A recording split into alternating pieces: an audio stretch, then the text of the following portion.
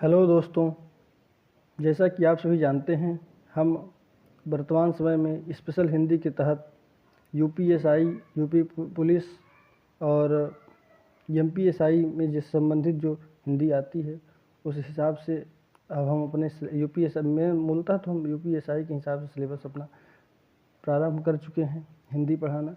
इसके अंतर्गत पहले टॉपिक में हम लोगों ने हिंदी भाषा का इतिहास देखा और भाषा के बारे में जाना, भाषा के परिवार और भी चीज़ों के बारे में जाना।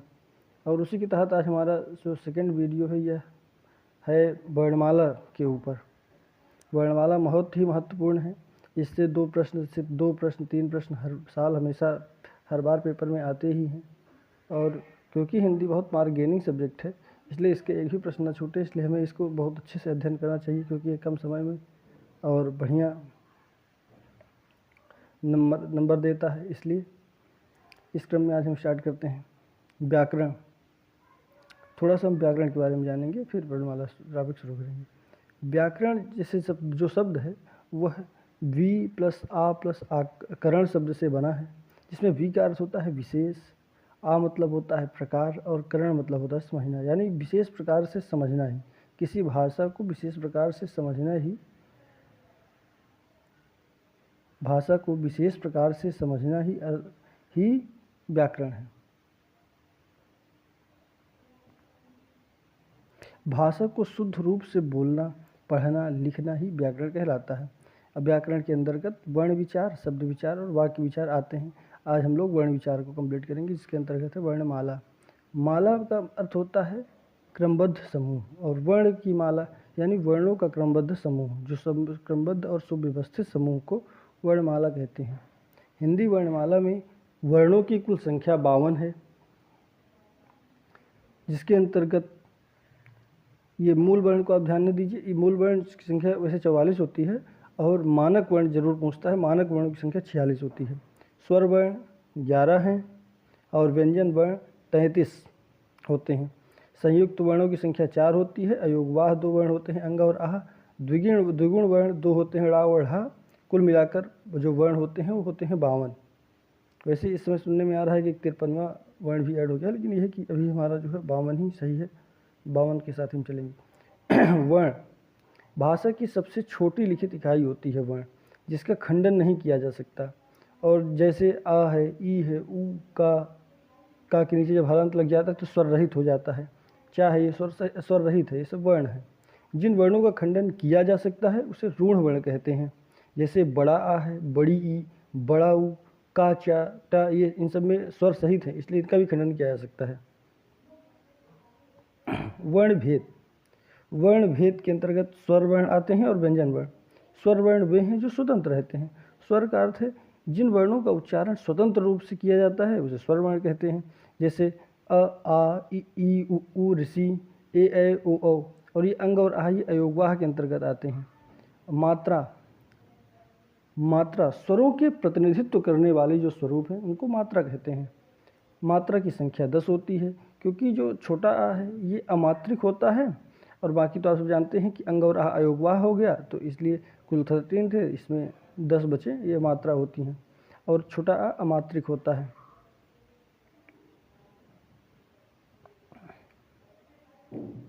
इस तरह से अब हम आगे देखेंगे स्वरों के भेद।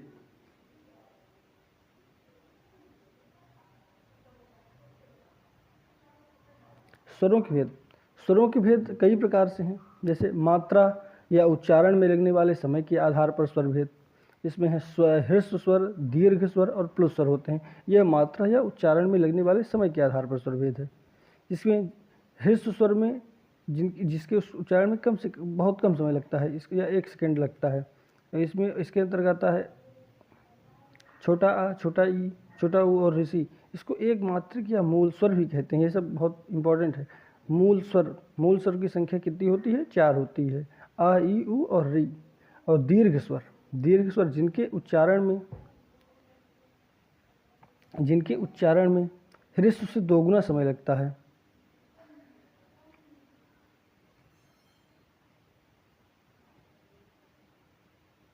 जिनके उच्चारण में ह्रस्व से 2 गुना समय लगता है उसे दीर्घ स्वर कहते हैं। बड़ा आ, बड़ी ई, बड़ा ऊ, ए, ऐ, ओ, औ ये सभी दीर्घ स्वर के अंतर्गत आते हैं। और प्लस स्वर इनके उच्चारण में ह्रस्व से 3 गुना समय लगता है। इसके ये तो मूलतः सांकेतिक ही होता है।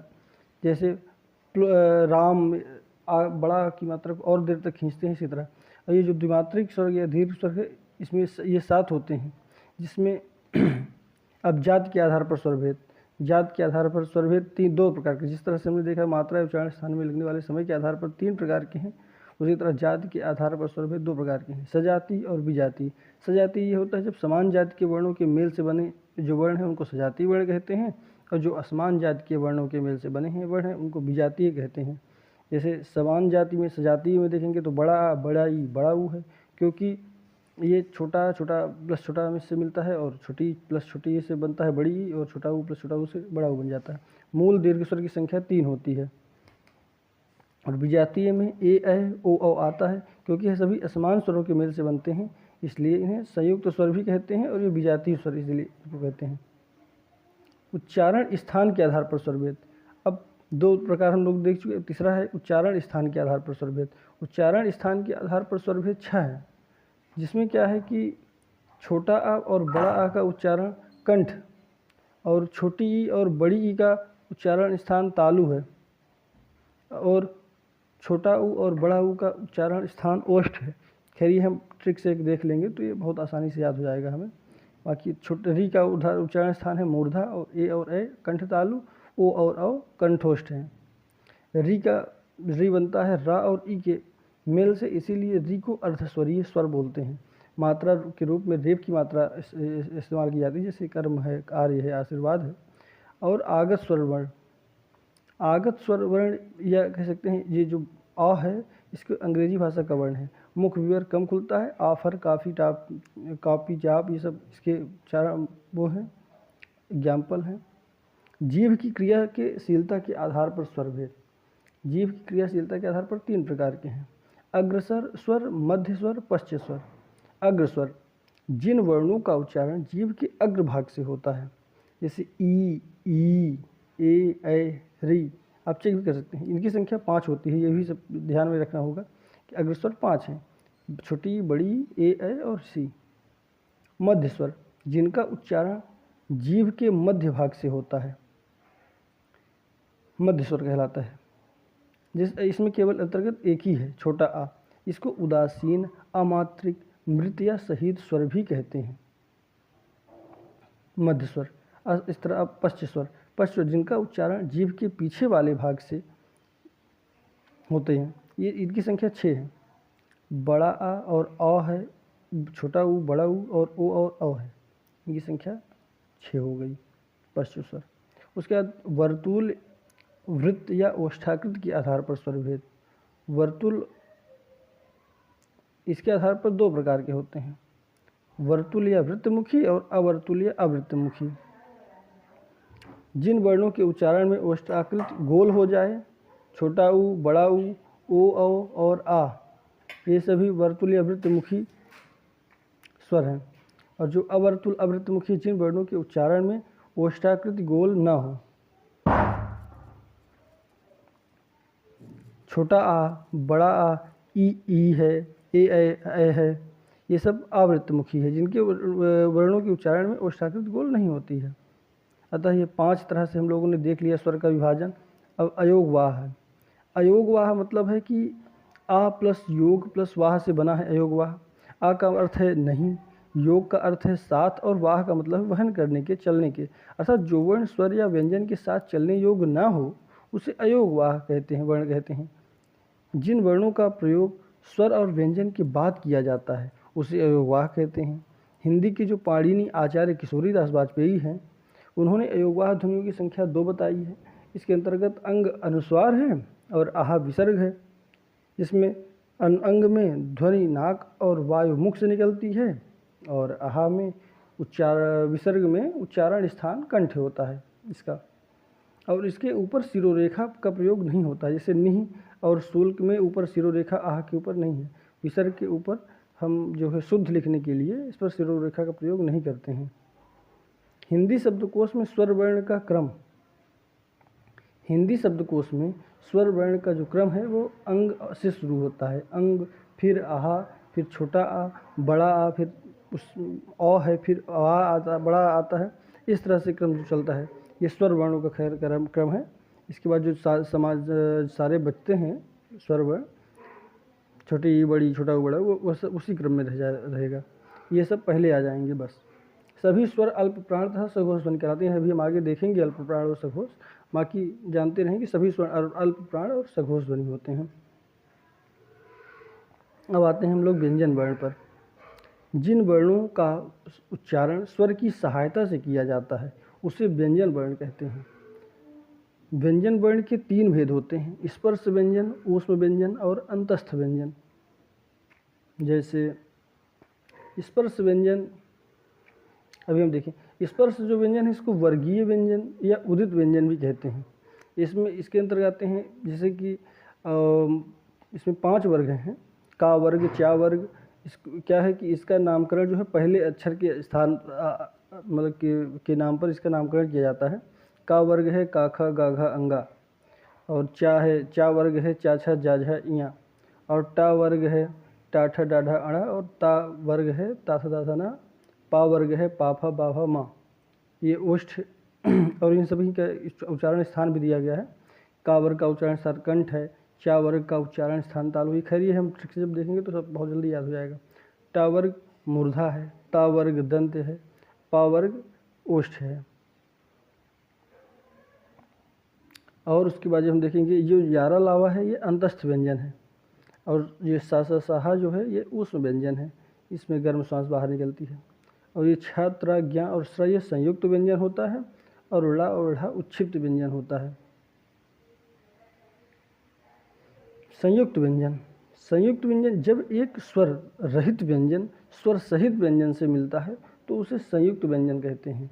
संयुक्त व्यंजन जैसे का और सा के मेल से छ बन जाता है, ता और रा के मेल से त्रा बन जाता है, ज्या और इया के मेल से ज्ञा बन जाता है, और सा और रा के मेल से श्रा बन जाता है।